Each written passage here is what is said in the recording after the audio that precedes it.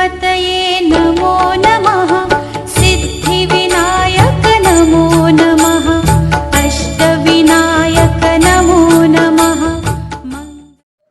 எல்லோருக்கும் வணக்கம். நான் கீதா அன்பழகன். பேசும் நட்சத்திரங்கள் சேனல் வழியாக உங்கள் அனைவரையும் சந்திப்பதில் மிக்க மகிழ்ச்சி. முதலில் நம்முடைய குருநாதராகிய உயர்கணித சார ஜோதிடத்தின் சக்கரவர்த்தியும் நல்லாசிரியருமான திரு தேவராஜ் ஐயாவனை வணங்கி இந்த பதிவை நான் அவருடைய நல்லாசியோடு ஆரம்பிக்கிறேன்.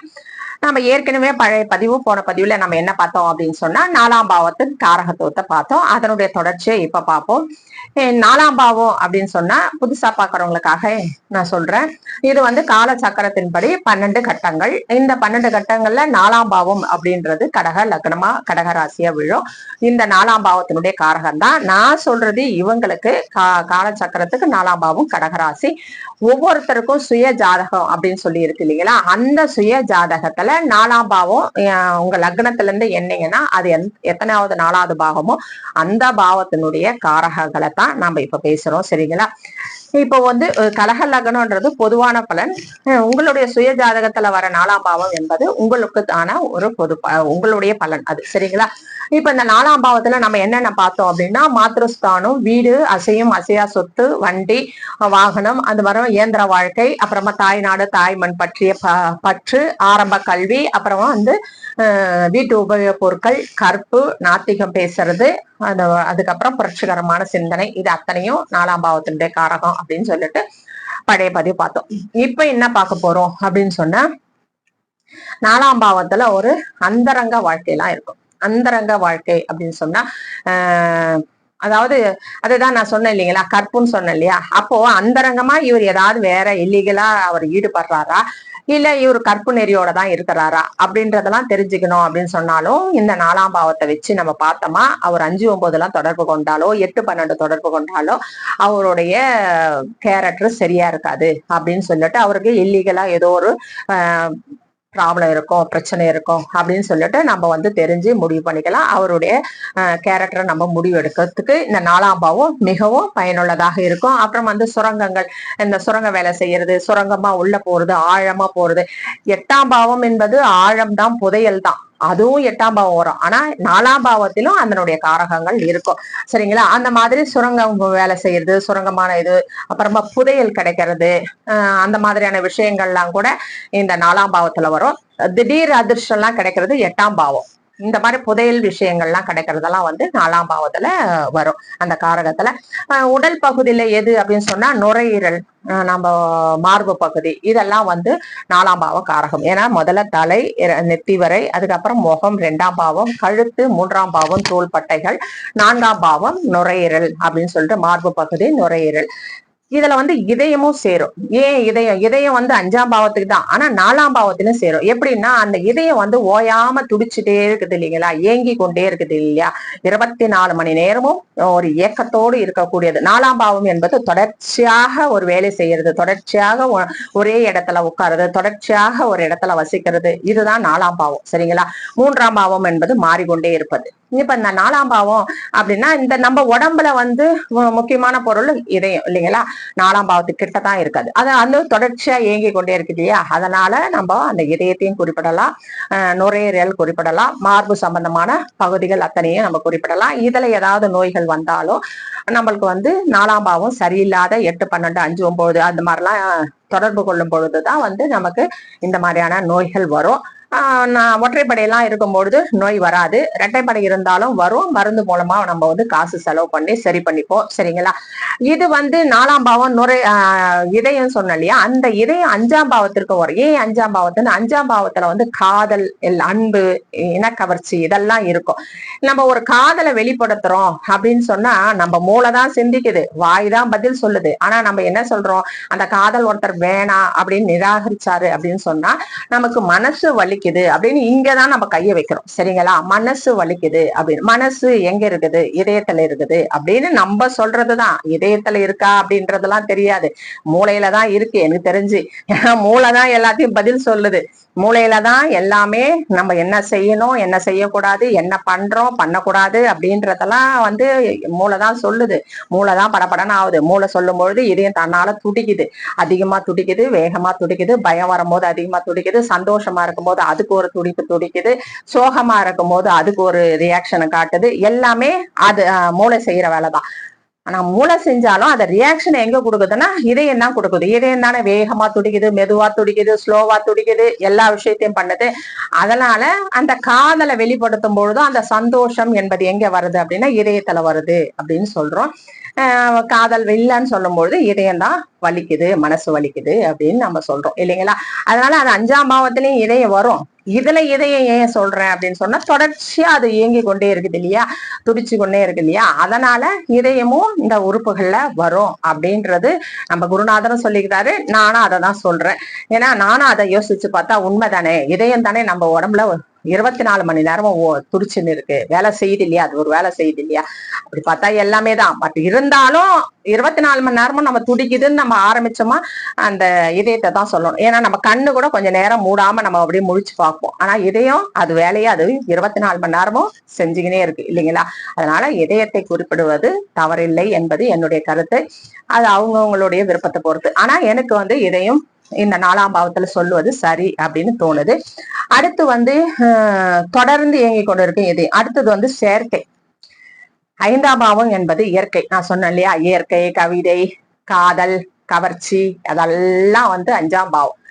அதுக்கு 12ஆம் பாவம் 4ஆம் பாவம். இது செயற்கை. செயற்கையா என்ன செய்யலாம், என்ன பண்ணலாம், இயற்கையா மழை வருதுன்னா நம்ம கொடை பண்ணலாமா, இல்ல செயற்கையா பெட்ரோல் தயாரிக்கலாமா, செயற்கையா இந்த இயந்திரங்களை தயாரிக்கலாமா, செயற்கையா இந்த மிஷின் வச்சா இந்த இது பைக் ஓடுமா, பைக்கை கண்டுபிடிக்குது, எலக்ட்ரானிக் பைக்கை கண்டுபிடிக்குது, வித்தியாசமா ஒண்ணு புதுசா அதை கண்டுபிடிக்கணும் அப்படின்னு சொல்றாங்களே செயற்கை. இதெல்லாம் இயற்கைக்கு மாறான விஷயம். செயற்கையாக எல்லாத்தையும் செய்ய முடியுமா அப்படின்னு மனிதன் யோசிச்சு செய்து கொண்டிருக்கிறான் பாருங்க. அந்த செயற்கையான அத்தனை விஷயங்களும் இந்த 4ஆம் பாவத்துல வரும். அது மட்டும் இல்லாம இயற்கையா அழுவுறது, சென்டிமெண்ட், பேசுறது, அந்த மாதிரி விஷயம் எல்லாம் இல்லாம ஒரு இயந்திரமா வாழ்க்கை, எப்படி இந்த ஸ்ட்ரெயிட் ஃபார்வர்டு, அந்த மாதிரிலாம் நிறைய விஷயம் சொல்லலாம்.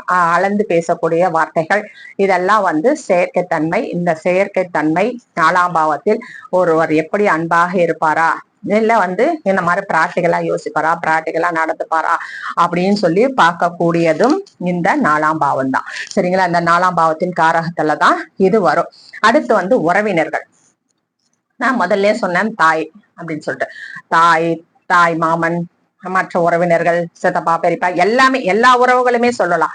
ஆனா அந்த அப்பா அப்படின்னு சொல்லும் பொழுது மூதாதையர்கள் சொல்றது 9ஆம் இடம் தான். அப்பான்றது கிரகத்துல வந்து சூரியன் தான், அம்மானா சந்திரன் தான், இதெல்லாம் இருக்குதுதான், இல்லைன்னு சொல்லல. ஆனா இந்த 4ஆம் பாவம் என்கின்ற வீடு, சரிங்களா, முதல்ல தாய் நாடு, தாய் மண்ணு, அதுக்கப்புறம் நம்மளுடைய வீடு, அதுக்கப்புறமா நம்மளுடைய தாய், அப்புறமா வந்து தாயை சார்ந்த மற்ற அனைத்து உறவுகளும். தாய் தான் அப்பாவை சொல்றாங்க. அப்பா சார்ந்த உறவுகள், அம்மா சார்ந்த உறவுகள், அத்தனை உறவுகளுக்கும் ஆணிவேர் தாய் நாடு. சரிங்களா. அந்த வீடு, இதை சுற்றி இருக்கிற அந்த அத்தனை உறவுகளும் ஒரே நேரத்துல எங்கன்னா போயிடுமா, போகாது. அந்த உறவுகள், சித்தப்பான்றது காலம் வரை சித்தப்பா தான், அம்மா தான், மாமா தான். சரிங்களா. அந்த உறவுகள் நீடித்த உறவுகள் இல்லைங்களா. இந்த நீடித்த உறவுகளை கொடுக்கக்கூடிய பாவம் எது அப்படின்னா இந்த 4ஆம் பாவம் தான். இந்த 4ஆம் பாவத்துலதான் இந்த உறவினர்களுடைய காரகத்துவங்களும் இருக்கு. அப்ப உனக்கு இருக்கிற உறவினர்கள்லாம் உங்களுக்கு சப்போர்ட் பண்ணுவாங்களா, பண்ண மாட்டாங்களா, உனக்கு நிறைய உறவுகள் இருப்பாங்களா, அவங்க எல்லாம் அன்பு பாராட்டுவாங்களா, 5, 9 வந்தா ஓவரா அன்பு பாராட்டுவாங்க, 8, 12 வந்தா யாருமே எட்டி கூட பார்க்க மாட்டாங்க. ஒற்றைப்படை பாவம் இருந்தா பரவாயில்லை, இரட்டைப்படை பாவமா இருந்தா பணத்துக்காக உங்ககிட்ட உறவாடுவாங்க. இது அத்தனையும் கூட தெரிஞ்சுக்கலாம் இந்த 4ஆம் பாவத்தை நம்ம ஆய்வு செய்யும் போது. ஒவ்வொரு ஜாதகத்தையும் நாம 4ஆம் பாவத்தை ஆய்வு செய்யும் பொழுது நம்மளுடைய உறவினர்கள் எப்படி இருப்பாங்க, நமக்கு எப்படி சப்போர்ட் பண்ணுவாங்க அப்படின்ற விஷயத்தையும் நம்ம கண்டிப்பா பார்க்கலாம். அந்த உறவுகளுக்கும் ஒரு கார கிரகங்கள் இருக்கு, அதை வச்சும் பார்க்கணும். அப்பானா சூரியன், அம்மானா சந்திரன், சகோதரர்கள்னா செவ்வாய், மாமானா புதன், இந்த மாதிரிலாம் நிறைய வருது இல்லையா. அதையும் இதோ கூட சேர்த்து நம்ம ஆய்வு செய்யும் பொழுது நமக்கு சரியான பலன் கண்டிப்பாக கிடைக்கும். சரிங்களா. அடுத்து வந்து தேவைக்கு அதிகமான பணம். இது ரொம்ப முக்கியம் இல்லைங்களா. ஒருத்தருக்கு தேவைக்கு ஏற்ப பணம் வரும். நான் சிறு வியாபாரி, காய்கறியை வச்சிருக்கவங்க, அந்த மாதிரிலாம் நான் சொன்னேன் இல்லையா, தினந்தோறும் காசு கையில வரும். ஏதோ செலவு பண்ணுவாங்க, அப்புறம் கொஞ்சம் சேர்த்து வைப்பாங்க, திரும்ப எடுத்து போட்டு செலவாயிடும். இப்படி ஆனது இல்ல, அந்த காசு மொத்தத்தையும் சேர்த்து ஒரு பெரிய சொத்தா, ஒரு மனையா, ஒரு வீடா, ஒரு வண்டியா வாங்குறாங்க அப்படின்னு சொன்னா இந்த 4ஆம் பாவத்தை தான் பார்க்கணும். இந்த 4ஆம் பாவம் வலுவா இருந்தா அந்த 2ஆம் பாவத்துல வர வழியில வர காசு இந்த 4ஆம் பாவத்தின் வழியாக வண்டியாகவோ, வீடாகவோ, காராகவோ, பங்களாவாகவோ மாறும். சரிங்களா? இப்போ இந்த 4ஆம் பாவம் இந்த மாதிரி தொடர்பு கொள்ளும் பொழுது அந்த கையில அவங்களுக்கு தேவைக்கு அதிகமா காசு வருமா, வராதா? இவன் சொத்து வாங்குவானா, வாங்க மாட்டானா? வண்டி 4 வண்டி வச்சிருப்பானா, வச்சிருக்க மாட்டானா? இவனுடைய சக்தி என்ன? நான் சொன்னது 2ஆம் பாவம் சக்தி அப்படின்னு சொன்னேன். அது எனர்ஜி, நம்ம பாடியில இருக்கிற எனர்ஜி, நமக்கு என்ன ஸ்ட்ரென்த் அப்படின்னு தெரிஞ்சுக்கிறது 2ஆம் பாவம். 4ஆம் பாவம் அப்படின்னு சொல்றது வெளியே இருக்கிற சக்தி. அவன் என்ன கெத்தான ஆளா, அவன் நல்லா ப்ராப்பர்ட்டி வச்சிருக்கானா, நல்ல வீடு இருக்கா, நகை இருக்கா, வண்டி இருக்கா, எப்படி ஆளு, நல்ல ஸ்ட்ரென்த்தா அப்படின்னு ஒரு கேட்கிறோம் இல்லையா, அந்த சக்தியை தெரிவிக்கிற இடம் இந்த 4ஆம் பாவம். இதனுடைய கிரகங்கள் பாவ முனைகளுக்கு ஏற்ப அதை நம்ம கண்டுபிடிக்கலாம். சரிங்களா? அடுத்து ஒரு இடத்துல இருக்கும் பொருட்கள் எதையும் ஒரே மாதிரி உற்பத்தி செய்தல்.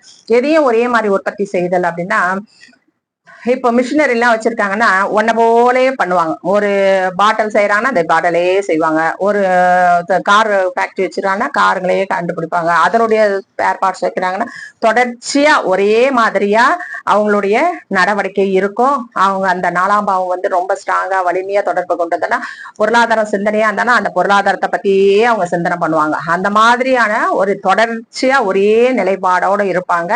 யாருக்கும் இலவசமாலாம் எதுவும் செய்ய மாட்டாங்க. நான் ஏற்கனவே சொல்லிட்டேன், இவங்க பிராக்டிக்கல் மேனுன்னு.